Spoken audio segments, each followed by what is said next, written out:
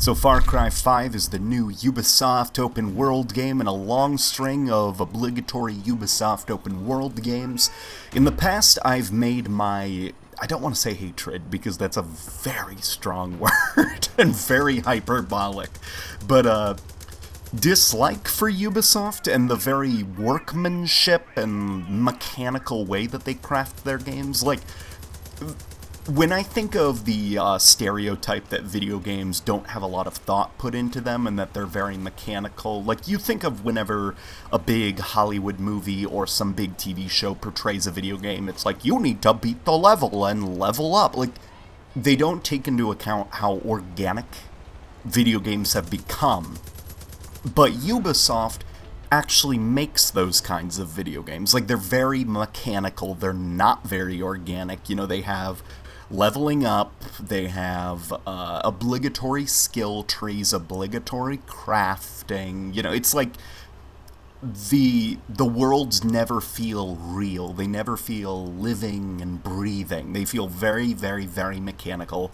And in a lot of ways, that is probably the appeal of Ubisoft games. That they're very, because they're so mechanical, you can easily dissect the game down to its core and see the different mechanics at play, and so it's not very threatening. You know, you can very easily take control of the open world instead of get lost in it. And Ubisoft, I never liked the way that they did that because I feel like they've had a very negative effect on the gaming industry by kind of setting the bar as make your video games as mechanical as possible.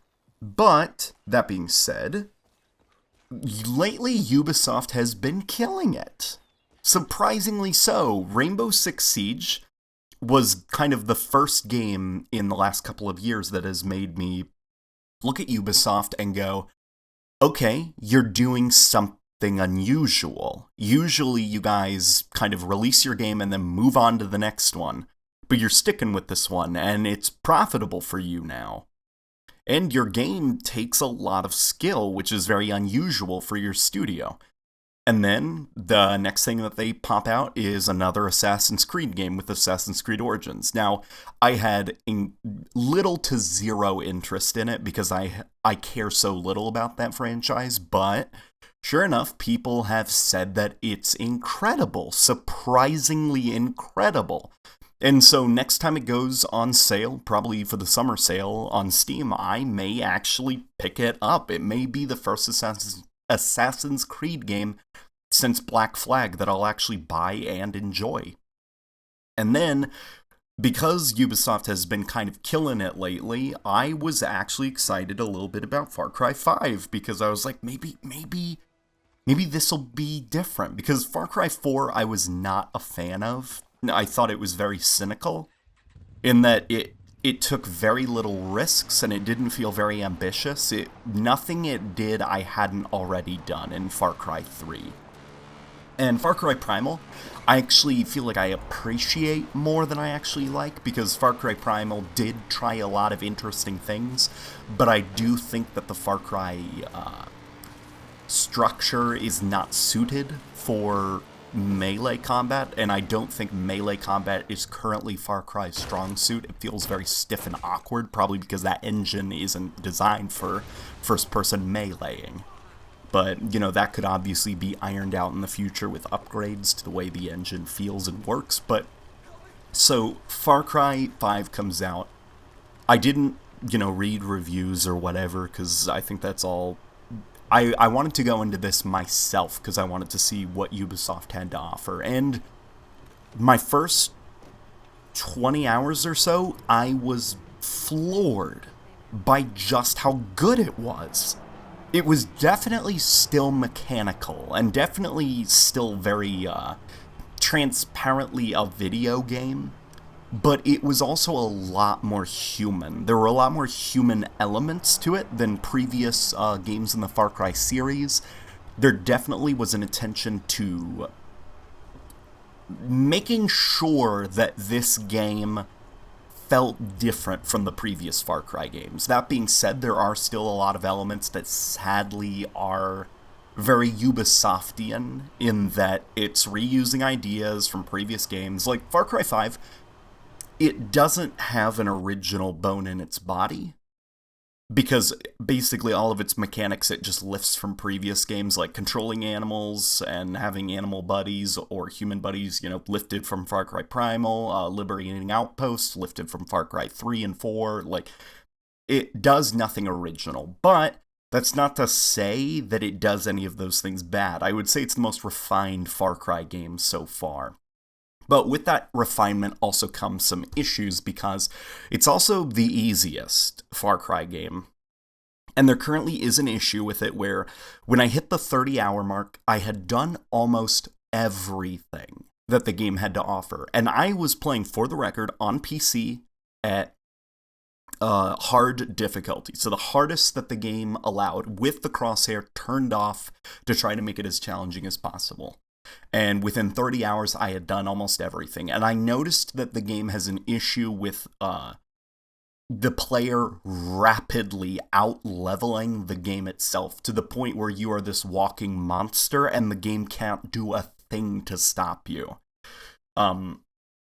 Very quickly, you start to become overpowered because of all your perks, and the AI can't keep up with you. They introduced armored enemies very early on, but that's about the most difficult the AI will get. There's these zombie things that wander around and stuff, which I'll get into later, but the game doesn't really get any more challenging, and because of that, by the end of the story, you are just slaughtering everything that the game throws at you, which is pretty disappointing. But upon restarting the game, I am currently replaying it.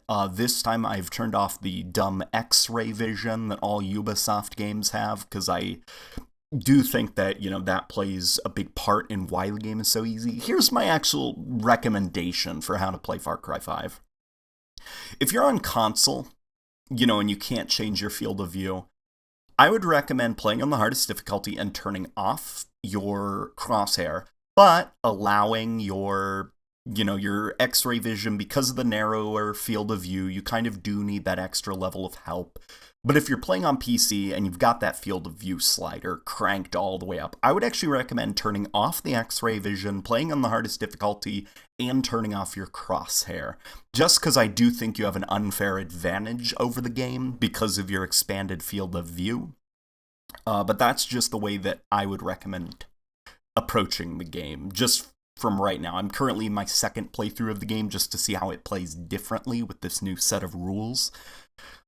Interestingly, though, so there's a lot of controversy about the story, and not controversy that I expected. So Ubisoft, the way that they were approaching the marketing for the game, they were claiming that this was going to be a very controversial game, and they were intending it to have strong messages. And sure enough, the game comes out, and currently the criticism is that it doesn't have a strong message. It's the opposite. It goes out of its way to not offend anybody. And I've seen that dumb article that's claiming that the game is ruined by its lack of political message, which is completely stupid, by the way. But I see a lot of people claiming that the game was never intended to have a political message, and you're just reading too deeply into it. And that's where I do actually, funny enough, disagree, because the story does not bring down the game, contrary to a lot of very sensitive reviewers. But it does get distracting at points how far the game tries to tiptoe around having a political message, because unfortunately the game is very, very close to modern-day politics. It's set in Montana, in gun-loving, right-wing Republican Montana, where everyone loves their guns, they love their assault rifles, they don't want to give them up. You're finding a religious fundamentalist cult that blesses their assault rifles in churches. You've got a lot of references to modern-day politics, with some direct references to Donald Trump and the White House, Russia, a kind of modern-day nuclear Cold War. You've got a lot, fear of other countries bombing. There's a lot of allusions to the modern-day United States. Too many for you to just blindly claim that the game doesn't have a political message and it never intended to. You're reading too deep into it. No. You a registered voter? Ah, it don't matter. I need help of a different sort. let's get to the point. If them Obama-loving libtards find out I can't look after my own property, I can kiss this Senate run goodbye. Now, seeing as you're on my land, and I didn't kill you even though it's well within my rights as a red-blooded American gun owner, I say you owe me. The game definitely wanted to say something or was constructed around an environment where it had the ability to say something, but from my perspective, now this is my opinion, the game is not brought down by the fact it doesn't have a political message. In fact, that's kind of refreshing that, we can have a very fun, wacky adventure. But it is distracting at points that the game is trying not to have. I wish that the game was a bit more organic and a bit sneakier, because there are some awkward moments where it's like, ooh, you can almost see the game trying to not offend anybody. It's almost, SJW pandering. This game is the opposite of that. It's crazy right-winger pandering, where it feels very much like it's trying to play it safe for them and not offend them and create a cushiony environment, where they won't feel offended. And it's distracting at points. It's not bad, it's just distracting that the game is very, very obviously trying to do this. Now, talking about the story, here are my opinions on the story. And this is obviously, like I said, no, the fact it doesn't have a political message isn't bad. Alright, that's not bad at all. My issues more so with the story are that I feel like it's Ubisoft definitely trying to steer the Far Cry series in a more wacky direction, but unfortunately there are some parts of the story that I do feel a bit of a whiplash in. The story kind of, and oh my god, I love it. It gets very wacky at points. There are a lot of really fun moments that honestly have me laughing out loud. Like this one scene where you're setting a trap for some of the cultists, and then it's like, oh no, they've brought in cows as cover. And so it's just like this wacky action sequence with cows running around. And the game uses cows a lot as like a punchline, and it's funny. For some reason, cows are just really funny. There's a whole sequence where you have to help a guy who is a very obvious reference to that one, oh god, I forgot the actor's name, I forgot even the character's name, I just call him Data from Star Trek, where Data from Star Trek, in the Independence Day movie, that scientist, it's a very obvious reference to that guy, and you have to help him build a teleporter so that he can get to Mars. Like the game has a lot of fun, which I love, but the whiplash comes from the sequences where the game gets surprisingly dark and surprisingly realistic, where there are some pretty brutal torture scenes in this game, and they are violent and disturbing and really well done. And then the problem is, because they're so well done and so realistic and graphic, when you jump right to fighting alien brainwashed turkeys and punching them into the sky, it's like, there's a bit of this tonal clash that doesn't quite work, because on one side the game has very disturbing and realistic sequences that are executed well, and then has very wacky and over-the-top sequences that are also executed well. And so it's just like, what are you trying to do? Are you trying to be realistic, or are you trying to be goofy? Because you're doing a very good job at both, and I get a headache when you jump from one to the other. Because then, with some of the wacky sequences, because the game kind of sets there are disturbing things in this game. When you do jump to the wacky stuff, I can't help but feel kind of fucked up. Like, in the game, there are zombies, like drug zombies, essentially. They take people, drug them up to the point where their brains are pudding, and they're just like zombies. They'll just attack you if they see you. And that's hilarious that the game has drug zombies. But because the game treats some of its drug-related stuff so seriously, I feel a little bit bad inside that when I'm killing, in like a wacky comedic sequence, killing drug zombies, because it's like, on one hand, this is hilarious that this is actually happening in a video game, but on the other hand, this was set up very realistically, and it's kind of fucked up. You know, you don't want to punch these drug zombies. You want to try to get them into a center or something. You want to get them medical help. Like they're people. The game even calls them angels and refers to them like, we gotta take out those angels. It's like, those aren't... You're referring to them like they're an enemy type. They're not. They're victims. Like, each individual one of those angels has a first and last name. They grew up, had childhood friends, and they were abducted, and they are now suffering the effects of this drug, and they need medical help. Like, because the game kind of sets some of these realistic tones, so it's very hard to rewire my brain back into wacky fun mode when the game decides to get fun again. But a lot of these problems, as you can probably hear by the tone of my voice, like, I'm laughing, I'm not angry. It's just, yeah, you know, the game has some tonal problems, and obviously the game does get distracting at points with not trying to have a political message, but at the end of the day, that doesn't bring down the game, because this is definitely the strongest Far Cry game since 3. I try not to say recapturing lightning in a bottle, but in my opinion, this kind of is that. I haven't had this much fun with Far Cry or a Ubisoft open world game since 3.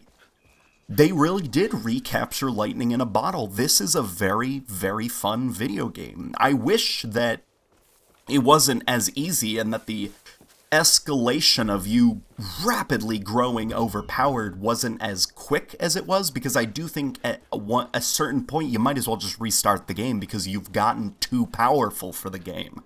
But this game is a lot of fun. In replaying it, I am still having fun with it.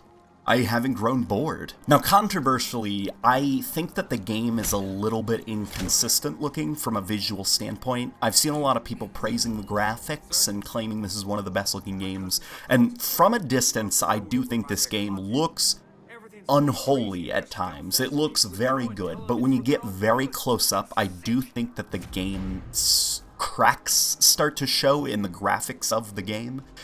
For some reason, the ground looks incredibly flat in this game. And, well, obviously it's the ground. It's going to look flat. But I mean everything on the ground.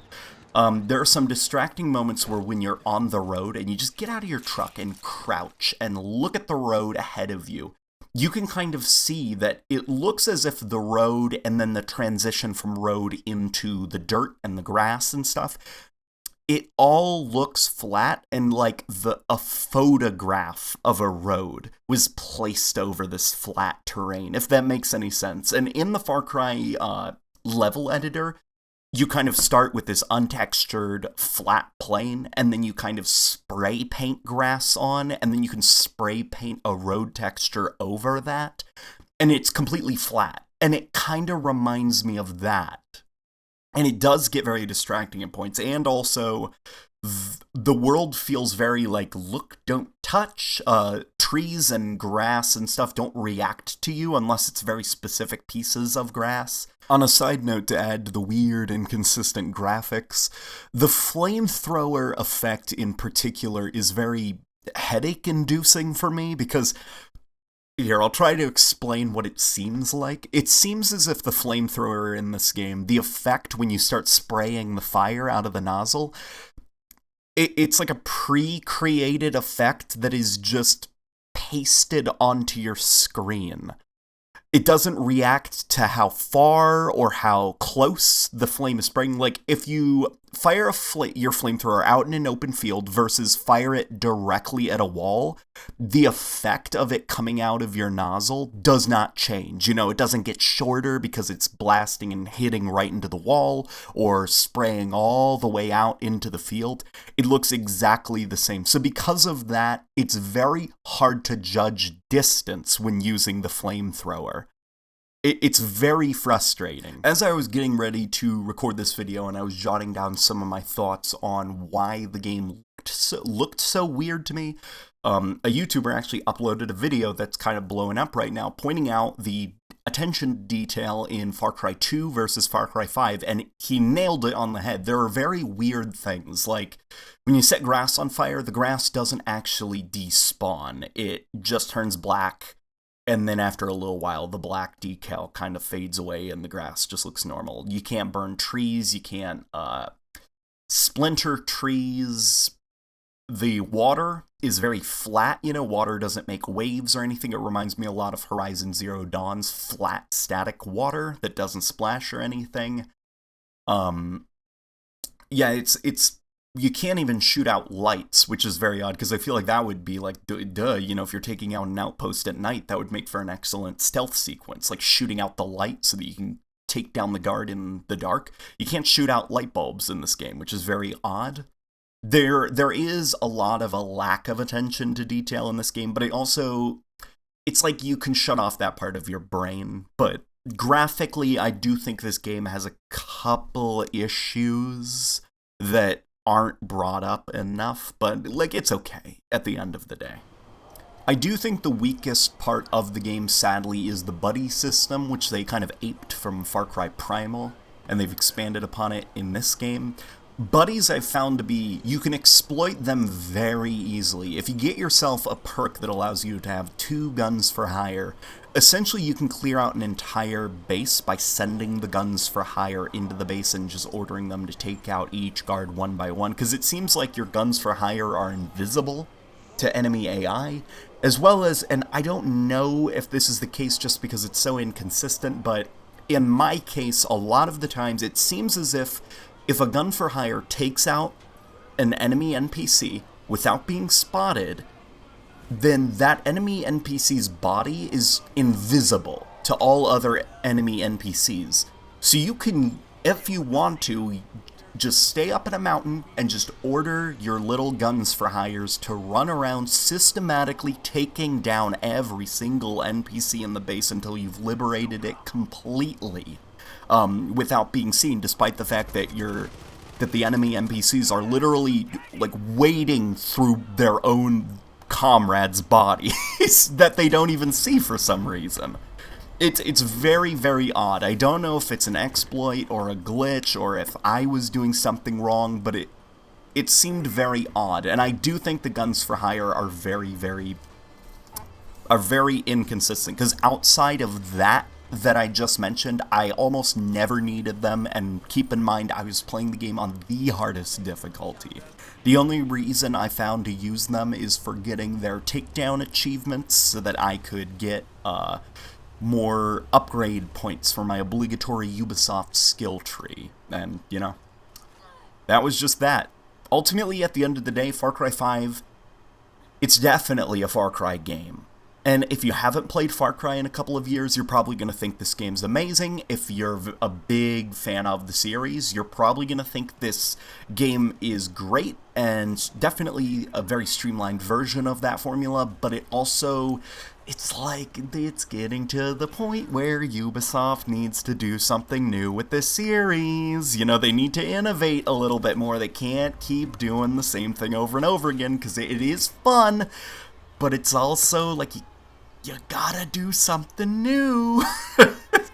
But this game is absolutely incredible. I do recommend picking it up. I've even bought the Season Pass, which Ubisoft has been very transparent about the Season Pass. I get that there's this stigma against Season Passes and, post-launch DLC. I don't understand it, because if the DLC looks good and it is priced reasonably well, then why not go ahead and buy it? And Ubisoft's handling of the Season Pass, being upfront about what the DLC will be.